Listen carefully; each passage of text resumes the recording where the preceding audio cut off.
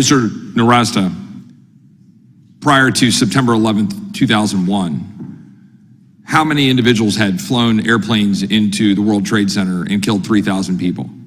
0. Thank you.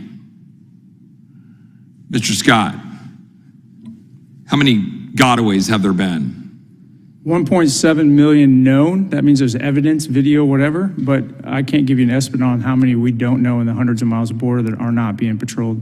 Mr. Nowrasteh, where are those 1.6 million gotaways? They are most likely at different places in the United States. Who are they? Working and living. Who are they? Well, they're probably people from different countries around the world, sir. Probably. People from all around the world. They are from different countries around the world, yes, sir. Yeah. How many different countries?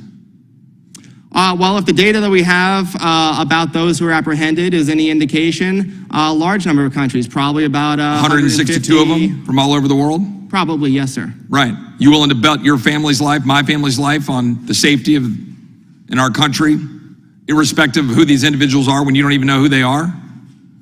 Yes, sir. The chance of dying from a foreign-born terrorist attack since 1975 is 1 in 4.4 million per year. Mr. Nowrasteh, I'm sure that is great comfort to the families of the people from 9/11. Because when you sit here and testify that 0 people have committed a terrorist attack from crossing our border, I'm sure that is comfort to the people who had terrorist attacks committed by people who came here and overstayed their visas. It is no comfort. The fact of the matter is, when you talk about having an open border, and you minimize the open border by saying that people have to pay $5,000 to come here in that open border, you're ignoring the fact of what that does to human beings, when it is in fact so open that that's exactly what's happening.